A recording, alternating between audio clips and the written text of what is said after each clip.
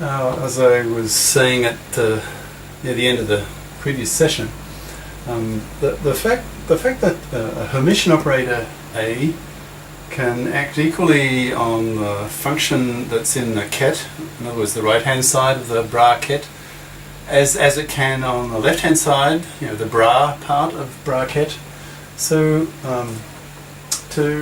so there's a kind of symmetry about it. So to express that idea more explicitly, so that the notation is itself symmetric, often it's written this way. So we put in like a second vertical line, a second vertical bar, right? So instead of having a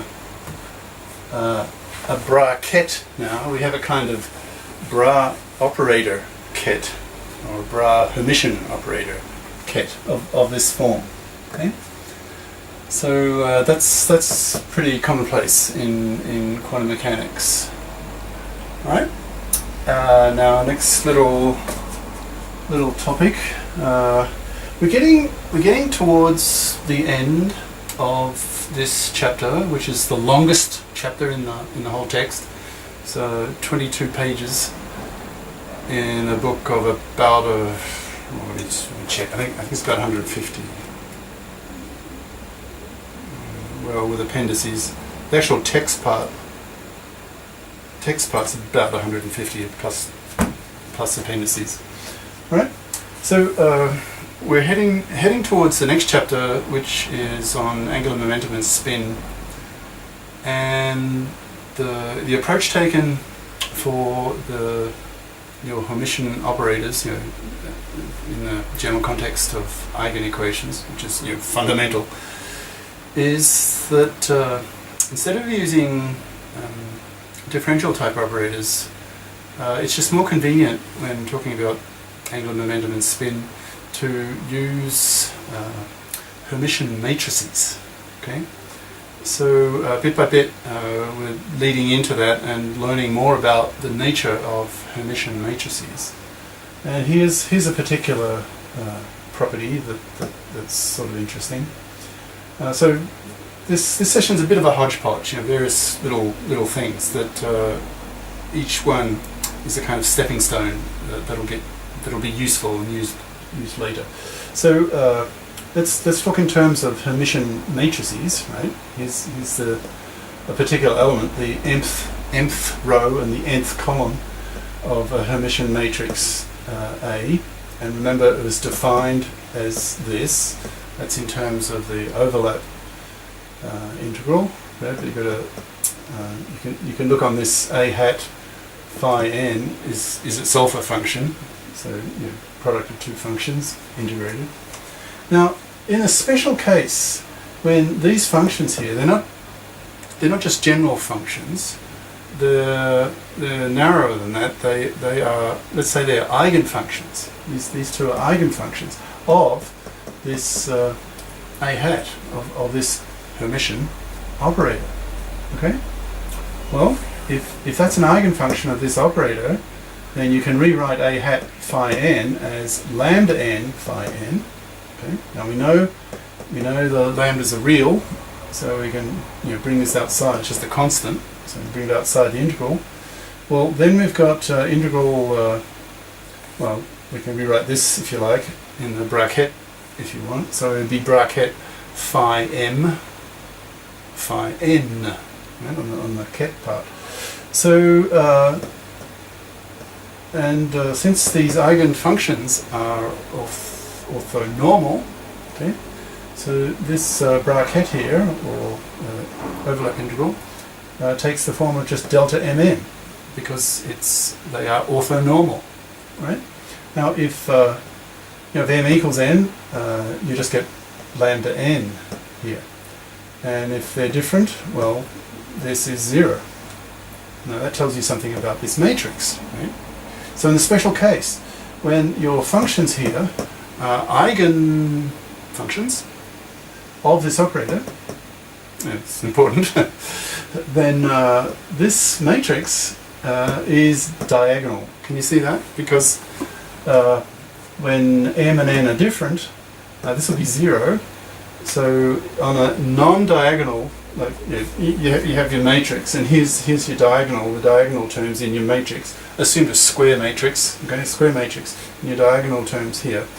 They like A11 here. You'd have lambda 1.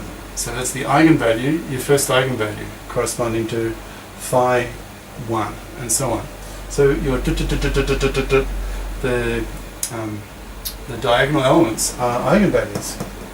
Okay. So your Hermitian matrix is a diagonal matrix, and whose elements, non-zero elements, are the eigenvalues of these eigenfunctions. Okay. Right. Now another little interesting tidbit. You remember our discussion on the expectation value. In other words, what is the expectation value? It's what you expect the average value of your observable, in this case energy. What's your average measured energy? Well, it'll be we've done it before, but sigma Ci squared EI. You know, the probability of getting a measurement value EI, the ith possible energy measurement value, times, weighted by the probability of getting that measurement, Ci squared. Well, okay, so that's the expectation value of the energy, and we found that we took this form. So for a given wave function, of course, depends on the wave function, but for a given wave function psi, then the expectation value is this.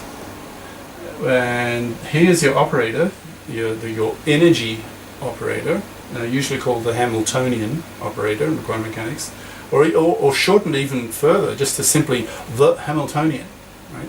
Which means, which is short for Hamiltonian operator. So here's your Hamiltonian operator, your energy operator, or just your Hamiltonian.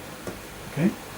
So in that case, your A hat here is just H hat, H for Hamiltonian. Right? Now, that's a particular case when observable is E. How about in general? For a general observable, whatever it is, energy, position, momentum, angular momentum, spin, whatever. Okay? So just generalize it. So here's your corresponding Hermitian operator, A hat, that corresponds, that you use in the eigenequation for that observable A, right? So three bars, so by definition, so the expectation value of your observable A with its corresponding operator, A hat, okay, is defined as this. And this is just analogous to this, right? So this is a special case of this. This is the generalization of this.